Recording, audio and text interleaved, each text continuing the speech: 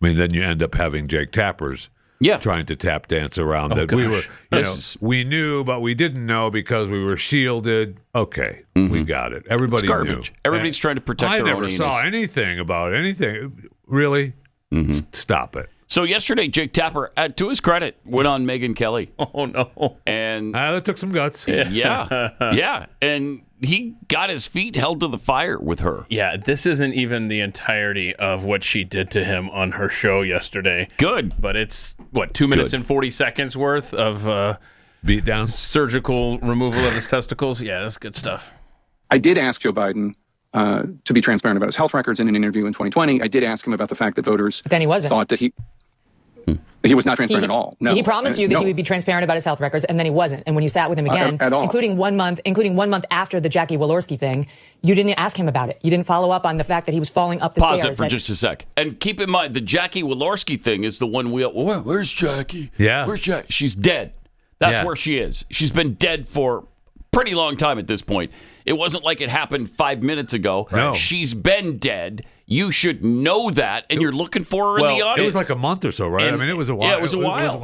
And I didn't even learn this until Megyn Kelly's interview there, where she referenced they did a remembrance video, like a 5 minute or something, right before he went on stage. Before he went on? Right before he went on stage. I don't think I knew that part. Well, he was busy being sharp as a tack in private. He didn't know that was airing. He didn't air that. Got it. Plus, when he came back out, then it was public, and so then he's done. Turn the switch. All right, let's start from the beginning again, because this is going to be fun. You're going to enjoy this evisceration of Jake Tapper.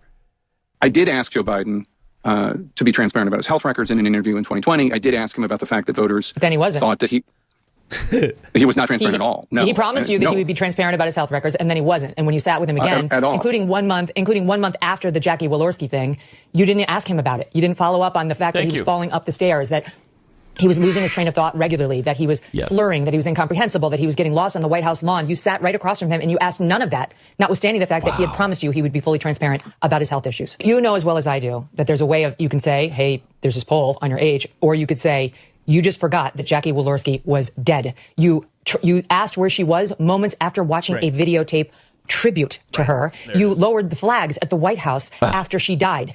This happened 13 days before you sat with him. There is a way of pressing a man like that on the actual infirmities to bring it home to him and to the audience, and you didn't do it. It wasn't just that. I mean, you sat with him a couple of times in the course of his presidency, and these issues were not pressed. So great. Well, there was at least that time, and then there was the time at the beginning.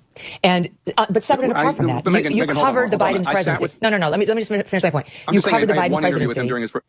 Okay, right. And it was 13 days after the Jackie Walorski thing. But you covered the Biden presidency aggressively throughout the 4 years, and you didn't cover mental acuity hardly at all. I mean, time and time again, when issues came up, you seemed to be running cover for the president. You didn't seem interested.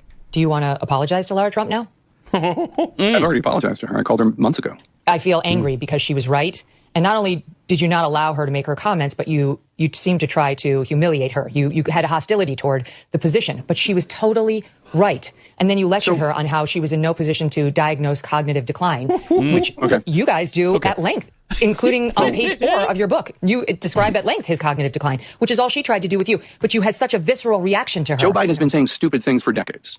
Okay. I get what you're saying, but this minimizes it too, because it was more than saying stupid things. But I'm telling you, like over here in my ecosphere, we were covering all of these. It wasn't just falling down; it was getting lost. It was some of the stuff you report in your book. We knew, and we were reporting on, like the multi-jump cuts in the videos of him. It was obvious he couldn't get through a 1 minute take, so they had to use those. It was clear to us that he was using teleprompter, and there was some reporting on that at the time, all of which the White House was denying. Now, with the current White House, I have some connections. With the Joe Biden White House, I had none. But you did.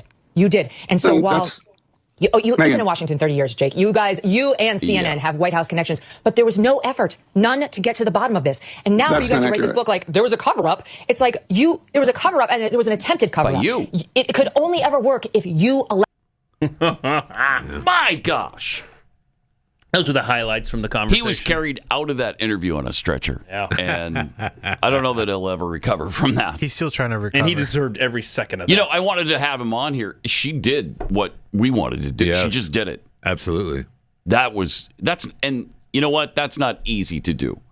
When you got somebody right there in front of you, I mean, obviously they're not in the same room, but she is saying it right to his face, and it's fantastic. Needed to be said. Yes. And he needed to be held accountable for his part in the cover-up that he writes the book about. And he takes the beating just to sell the books. Mm-hmm. Yeah. Good for him. Good for him. I know they were reporting that maybe a movie deal was already in the works. Yeah. I mean, okay. All right. He does go on to say in that interview, he does at least admit the conservative media was right about Joe Biden's declining health. Duh. Thank you for that admission. So you might want to consider this too, Jake. If we were right about that, then maybe we're right about everything else. Is that something you might want to consider? You might want to. You might want to. Well, he's not going to consider that as long as he's cashing that check from CNN. Right. And plus, he's got to recover from that bleed out that's currently going on. No kidding. I hope he was sutured up after this. What's this clip, Chris? So Jake Tapper did another interview where he said that Hunter Biden was almost like the chief of staff during the Biden administration. Wow. 32. Oh, no. How big a factor was the Hunter stuff? Oh, yeah, with Katie Couric. I think Hunter was driving the decision-making for the family in a way that people, he was almost like the chief of staff of the family. Does that strike you as pretty bizarre? It's bizarre because I think he is provably, demonstrably unethical, sleazy, and prone to horrible decisions. Pause it. There's another thing the conservative media was right about. There's another thing we talked about extensively. There's another thing you ignored the whole time, or denied, or helped cover up. Yeah. For you guys, everything contained in the Hunter Biden laptop was Russian disinformation. Yes. Exactly. Wow.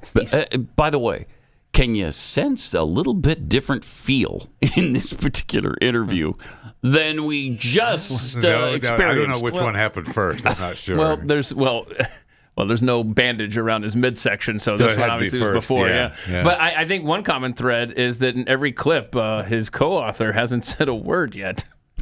He's there, though. Yeah, he's there. He's in there pitching. He's got to have somebody hold that bandage when they leave. And he's actually probably the one that wrote the book. Right. Yes. Right. You know? Amen. All right. There's more. Well, I mean, I'm just look at the record. I mean, after his brother died, he cheated on his wife with his brother's widow and then got her addicted to crack. That's just one thing I could say. I mean, I don't have a lot of personal regard for him, and just based on having nothing to do with, I barely have ever met him. I've met him like once or twice, but I knew Bo. Bo was a great, upstanding guy. Yeah, I knew him too. Really, a real loss for the country too, not just for his family, for the country. But Hunter is not that, and the idea of not that. letting him drive the family car, as it were, is just really, really questionable. Yeah. Nah. Smartest guy Joe Biden knew, though. That's right. Oh, right. That's what I hear. Right. Joe should write a book about Hunter that's titled "You're Not Bo." Yeah, no doubt. You're not Bo. I wish you were, but you're not Bo. I know. That's why I thought Hunter's book should have been titled "The Other Son." Yeah. I mean, incredible. Yeah. But keep cashing those checks from the publisher, Jake. Sure. No doubt about it.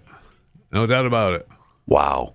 And Katie Couric is relegated to the bedroom. What is that studio? I mean, it's fine. It's fine. I get it. But it's not fine. She's Katie Couric. I mean, right? Yeah. She's Katie Couric. And you would think she has access. And look at that. It's the back room, the back bedroom of the apartment.